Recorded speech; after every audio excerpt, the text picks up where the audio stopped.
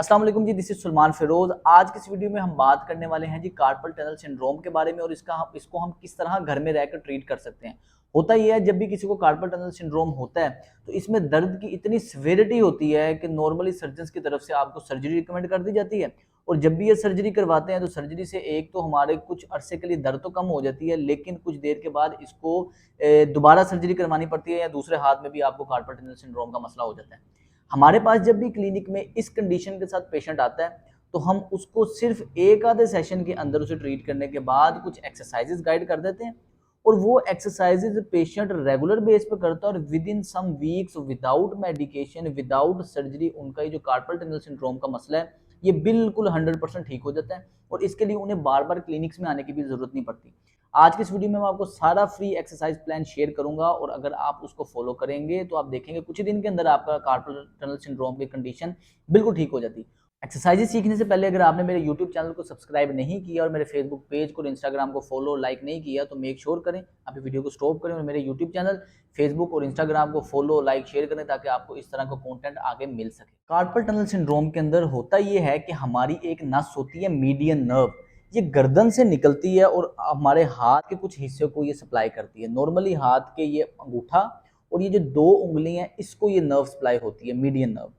ये जो नस होती है इसके अंदर से गुजर के आ रही होती है, ये इधर एक सॉफ्ट टिश्यू की शीट होती है, उसके नीचे से नस गुजर के आ रही होती है और इसको सप्लाई कर रही होती है।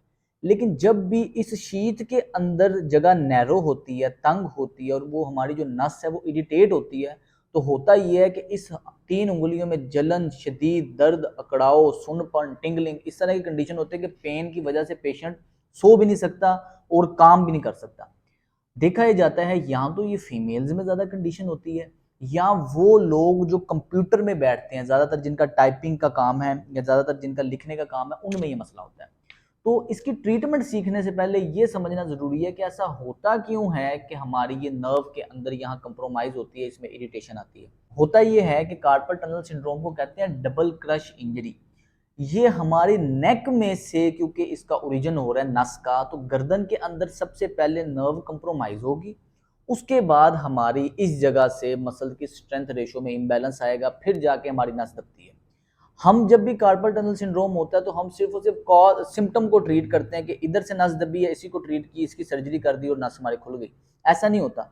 होता यह है कि नस हमारी गर्दन के अंदर से डिसफंक्शन आ रहा होता है और नस के ऊपर दबाव गर्दन से हो रहा होता है और आहिस्ता आहिस्ता हमारे इधर भी मसल इम्बैलेंस होता है। हमारे इन साइड के मसल्स को कहते हैं फ्लेक्सर्स, सामने के मसल्स, और पीछे के मसल्स को कहते हैं एक्सटेंसर्स। कुदरत ने इनके अंदर एक स्ट्रेंथ रेशो रखी हुई है कुदरती तौर पे। अब इसको 4 to 5 स्ट्रेंथ रेशो कहते हैं, यानी कि इसमें अगर 4 न्यूटन फोर्स है, मेरे एक्सटेंसर्स में 4 न्यूटन फोर्स है तो जो मेरे फ्लेक्सर्स हैं तो उसमें 5 न्यूटन होती है। 4 to 5 स्ट्रेंथ रेशो होती है। होता ही है कि ज़्यादा टाइपिंग करने से, लिखने से, मोबाइल इस्तेमाल करने से नॉर्मली हमारे फ्लेक्सर्स यूज हो रहे होते हैं। इस स्ट्रेंथ रेशियो इम्बैलेंस हमारा ज़्यादा हो जाता है क्योंकि ये 4 to 5 होनी चाहिए, ये 6 to 4 हो जाती है या 5 to 3 हो जाती है, यानी कि ये चीज़ ज़्यादा इस्तेमाल होती है, ज़्यादा ताकतवर हो जाती है, ये चीज़ कम इस्तेमाल होती है, कम ताकतवर हो जाती है। इसकी वजह से ये यहाँ से शीट में इधर दबाव आता है, मसल्स को नर्व के ऊपर दबाव आता है और हमें कार्पल टनल सिंड्रोम हो जाता है। तो सबसे पहले अगर आपको शदीद दर्द है कार्पल टनल सिंड्रोम की, इसके लिए सबसे पहले रिकवरी के लिए आपको इस तरह की टेप चाहिए। ये टेप आराम से मार्केट में मिल जाती है, बच्चे क्रिकेट खेलते हैं तो बॉल के ऊपर ये टेप करते हैं, ये वही सेम टेप है, आपको काफ़ी ज़्यादा ब्रांड्स की टेप मिल जाती है। आपने क्या करना है कि उंगली को अंगूठे के साथ, ये मेरा कार्पल टनल सिंड्रोम वाला हाथ है, उंगली को अंगूठे के साथ इतना जोड़ लेना है और इस स्लीव पे इस जगह से आपने इसको यहाँ टेप जोड़ देनी है। जोड़ के ये खुद आदमी इजीली कर सकता है, बहुत ज़्यादा टाइट नहीं बांधनी ताकि ब्लड फ्लो ना रुके। ये जब आप ये बांध देंगे ना, ये मैंने बांध दी।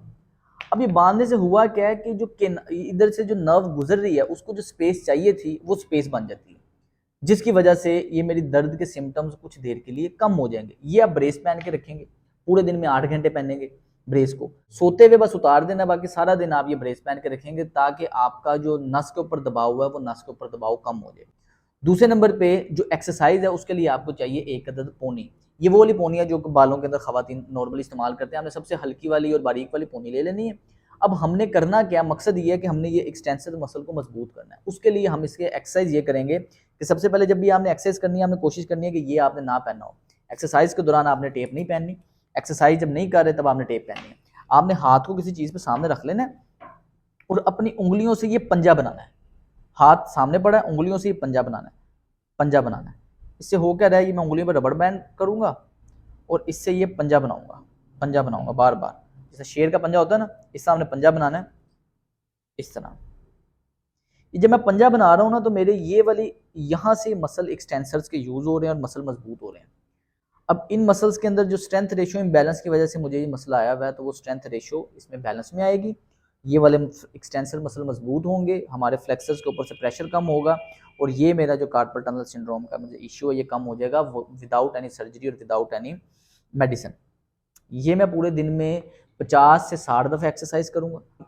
आपकी मर्जी है, आप सुबह दोपहर शाम 20-20 करके कर लें या सुबह शाम 30-30 करके कर लें, लेकिन आपने ये पूरे दिन में 50 से 60 ये एक्सरसाइज को करना है। खोलना है फिर बंद करना है, फिर खोलना है बंद करना है, खोलना है बंद करना है, और इस तरह ये पंजा आपने ये बनाना है। ये इससे हो ये रहा है मेरे एक्सटेंसर के मसल मजबूत हो रहे हैं। ये हमने एक्सरसाइज कर ली कि जिस जगह पे हमारा सिम्टम्स आ रहे हैं, जिस जगह पे दर्द आ रही है, लेकिन जो इसका कॉज है वो ये है कि हमारी गर्दन का कर्व फॉरवर्ड होने की वजह से नेक के नर्व्स के अंदर कंप्रेशन आता है, जिसकी वजह से हमारे इन मसल्स में इम्बैलेंस आता है। तो इसके लिए हमने गर्दन की एक्सरसाइज भी लाजमी करनी है। इसके लिए जो एक्सरसाइज है उसमें हम इस्तेमाल करेंगे एक अदद बेल्ट को, आप दुपट्टा ले लें, पैंट वाली बेल्ट ले लें, किसी भी किस्म का फालतू कपड़ा ले लें, आपने उसे गर्दन पे इस पोजीशन पे रखना है। अच्छा, हमारा मकसद ये है कि गर्दन सारा दिन बैठ के आगे झुकने की वजह से, कंप्यूटर में बैठने की वजह से गर्दन आगे को झुकी रहती है, जिसकी वजह से खम सीधा हो जाता है। खम को दोबारा रिस्टोर करना है तो ये बेल्ट को आपने इस तरह गर्दन पे रखना है, हाथ आपने अपने सीने के साथ लगा के रखने हैं और आपने ऊपर की तरफ देखना है।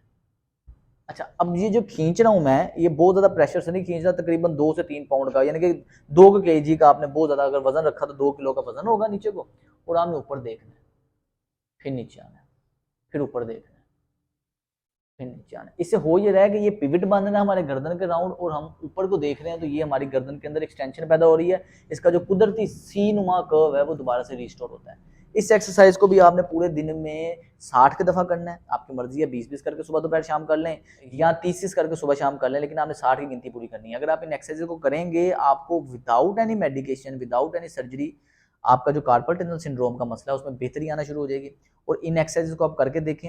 अगर आपको रिलीफ फील होता है तो इसे ज़्यादा से ज़्यादा शेयर करें ताकि ज़्यादा से ज़्यादा लोगों को इससे फ़ायदा हो सके। मेरा नाम है सलमान फिरोज़। अस्सलाम वालेकुम।